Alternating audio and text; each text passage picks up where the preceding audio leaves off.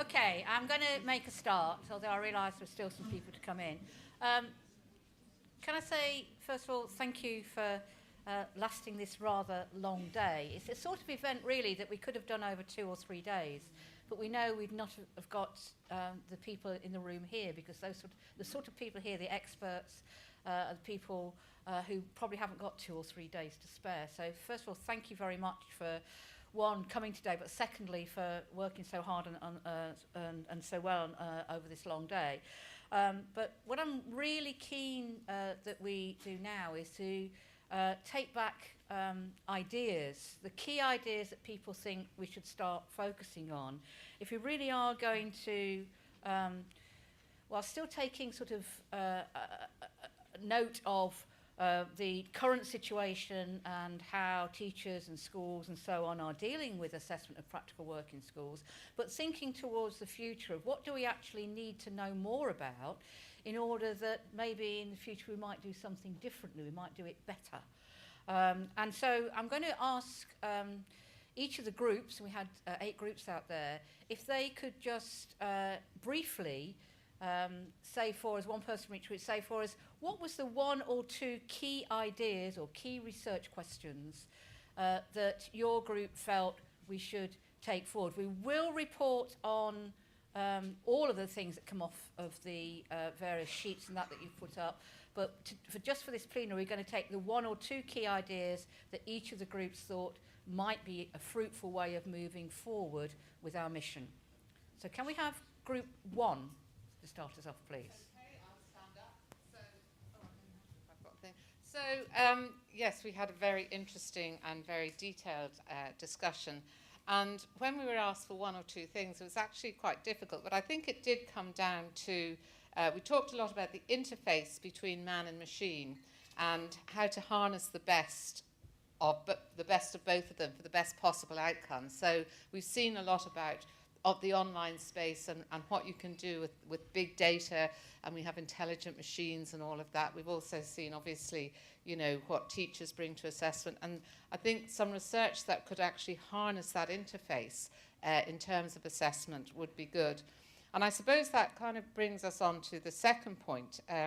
We were struck by the comparative judgment, and we kind of wanted to look at how using comparative judgment can not only support valid assessment, but also build teacher confidence and our confidence in teachers, that somehow through using a comparative judgment, that thing about is the teacher actually, you know, being right about the assessment mark, that there must be a way of actually harnessing that to actually, again, improve the confidence in the teacher assessment. There were our 2 things. Thank you, Anna. Group 2?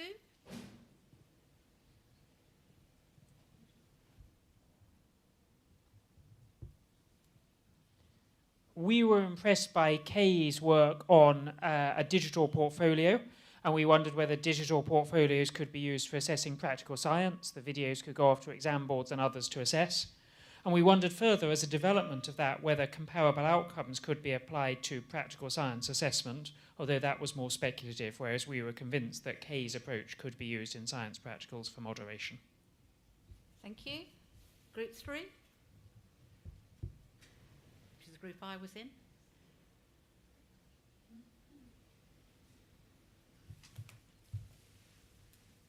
Where's somebody from my group?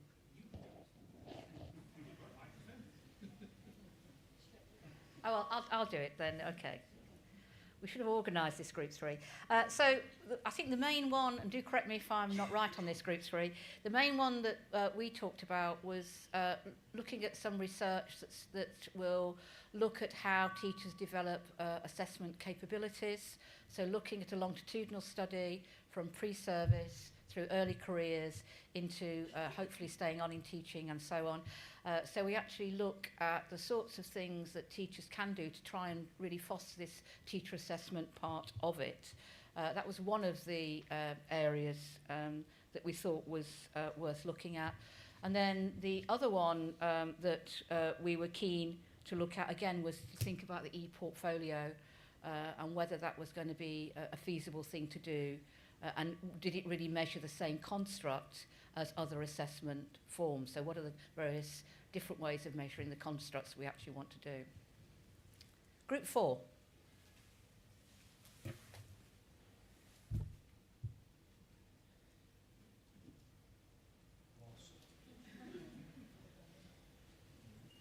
No one from Group 4 to report?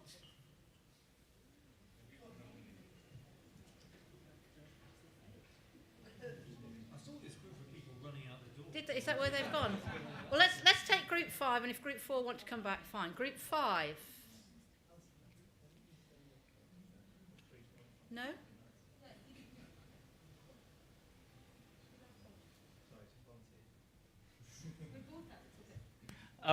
So we weren't prepared to select 3. Not that we didn't want to, but we didn't know we had to pick 3 yet. So we had 13 questions, I think. And I can't even remember 3 of them now. But at the end, we had one final sort of grand dream. We were trying to answer question 1 on the sheet, was about what was your dream for what should happen next. And we felt that we had those 13 research questions. We felt there were probably many more that were worth looking at. We also felt probably some of that work had already been done. We wanted there to be a sort of big exercise in collaborative thinking and bringing everything together. So we wanted the major funders, the subject associations to come together, launch a program that would do 3 things. The first was a systematic review of everything that's already been done. The second was, well, a lot of the research questions we were suggesting probably have had work done already, and it's hard to bring it all together. So we wanted a systematic review, we wanted a gap analysis, and then we wanted some funding that would fund research projects that would help to fill the gaps. Very formative, thank you. Group 6?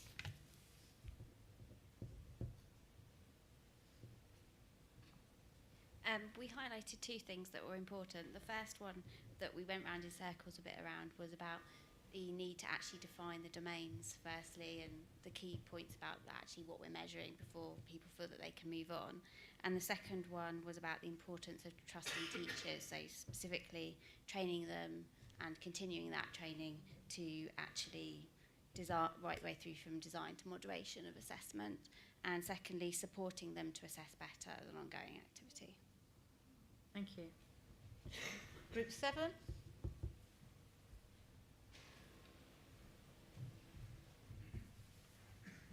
So apologies, we actually failed to come up with what we thought were really good research questions, but the group thought it would be uplifting if I told you, I'm a teacher, if I told you what 3 things I'm going to take back to school as a result of being here for the day. So I'm going to try out some collaborative judgment, peer assessment work, and do some internal research and see whether or not any of my students are any good at it. I want to encourage my department to reflect on what they think individually the overarching aim of practical science is for them and what they want their students to get out of it, and try and come together and form a kind of whole school policy as to what we're really trying to get out of our students, and building those skills, building together skills and competencies, thank you for that terminology, to make sure that our students are making the best progress. And my long-term dream is to set up a kind of experimental science internal qualification for students, and to collaborate with researchers in designing a way of assessing that kind of a qualification to make sure that it's really effective. So thank you all for everything we've heard today. Thank you. And finally, it wasn't a group 8. Group 7 I can't even count, so I've failed on that particular skill. So thank you very much for the feedback of that. Group 4, you've not come up with anything you want to say before I give you your last chance. Oh. Yeah. Thank you, Jens. I was part of Group 4, so this is an opportunity, okay? At least we discussed this, that accountability is probably here to stay, right? So what we could do is to align accountability purposes of assessment with the learning purposes, trying to put the 2 together. That would be a nice research kind of project to set up. And also because you need to give policymakers what they want. You need to give them solutions. And I think as researchers, yeah, but I mean, as researchers, it's our obligation to do that, actually. We're the only one who are able to do it. So I think we should do that. So try to see how can we combine the accountability part of it and the learning part. How can we do that? Okay, thank you, Jens, for that. There's a number of things, obviously, that are going to come out of this. Clearly, we, as an organising group, are going to meet and have what we call a wash-up meeting after we've had time to think and digest a lot of things that have gone on. There will be a report. We're hoping to get at least a draft report on the website by the end of the year, and a follow-up report from that. People have been asking about some of the slides, etc. Again, we will put those up on the website, the Royal Society website, but we will let you know when that's done. We will actually contact you all and let you know when that's done. So, you know, don't bother looking for it next week. It will take a few weeks in order to get all of that going along. And what we feel very strongly about as an organising committee and talking to the various people who've set this up is that this continues. This is not just getting together today to debate and to talk about things. That's in itself is useful. But it's a taking forward of these ideas and really doing something that can actually affect what goes on in schools, what goes on in teaching and learning science in schools, and particularly getting assessment where it should be, which, as we said, is the servant of curriculum rather than being the driver of the actual teaching and learning that goes on. So we're very committed to that, and hopefully not just the organisations here, Wellcome, Gatsby, Nuffield and Royal Society, but also other people such as Association for Science Education are keen to get in on this and to move it forward as a whole body. So today I think has been a launch of actually getting that going, and I want to thank first of all the speakers for their input. I mean, I found it a really fascinating day. I've learnt a lot. I thought I knew about assessment. I realised there's a lot I don't know, and I need to do some more work on it from coming today. But also the debate and discussion that's gone on in the various groups and the various artefacts that you've produced that we will put together and put that into the report from both what Sarah's writing up for us, but also from all the group meetings as well. I'd also like to thank the organising committee for all their work, and particularly David and his team, because I think they've done a tremendous job in putting this forward, and of course Wellcome for the fantastic hospitality always that's going on. But I'm going to hand over now to Professor John Holman, who's going to do our closing remarks.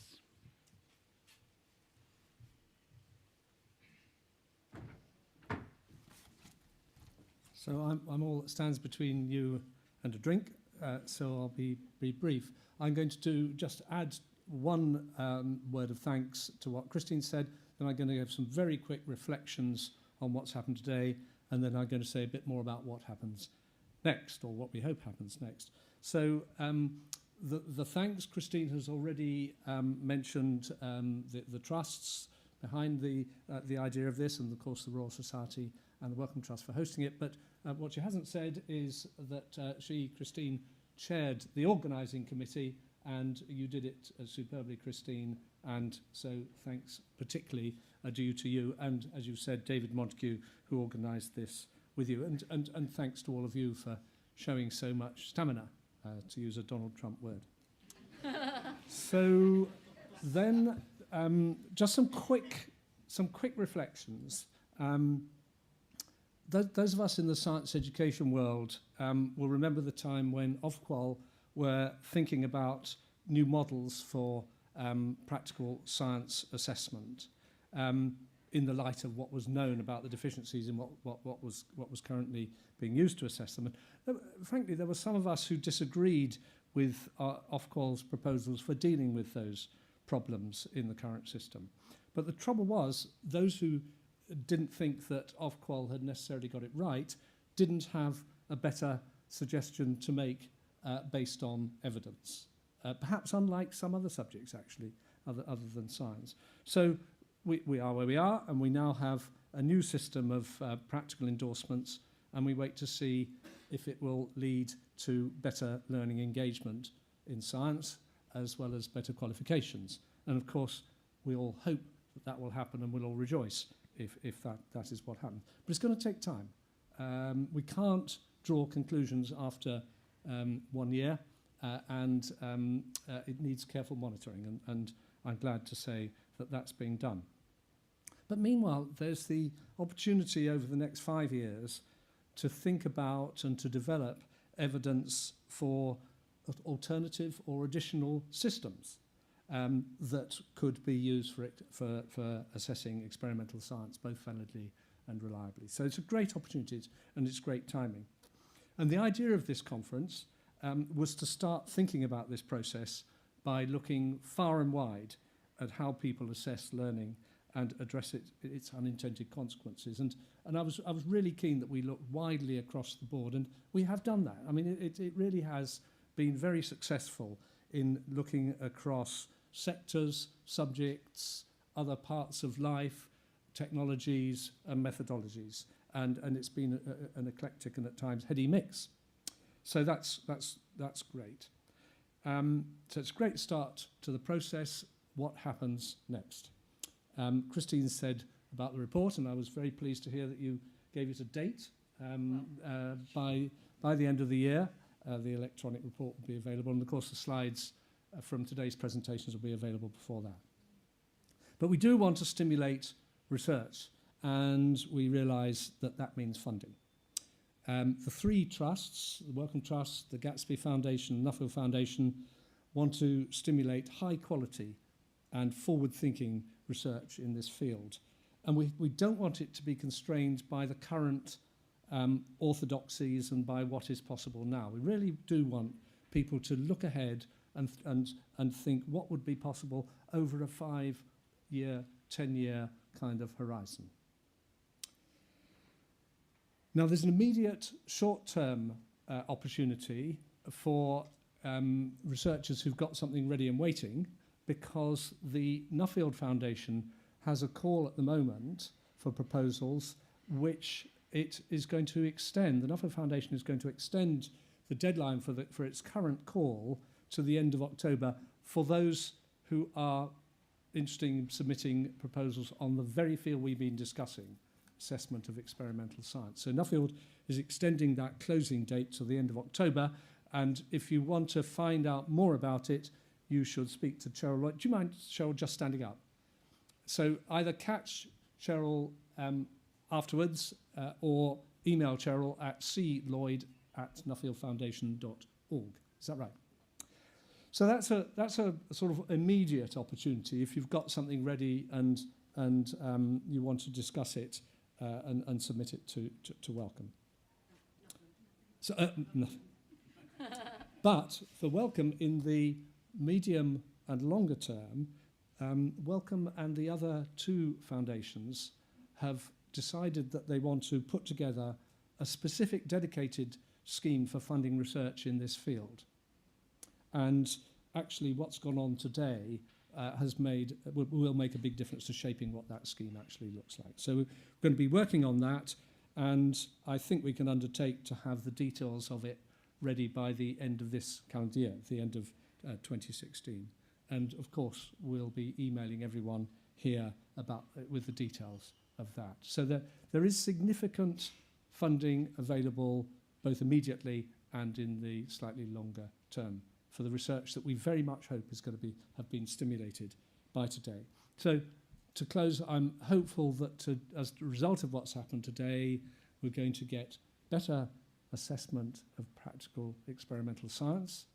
And as a result of that, we'll get better learning of science and better engagement in science, and we will get an improvement in science education above its already good standards in this country, and that's something that's good for all young people.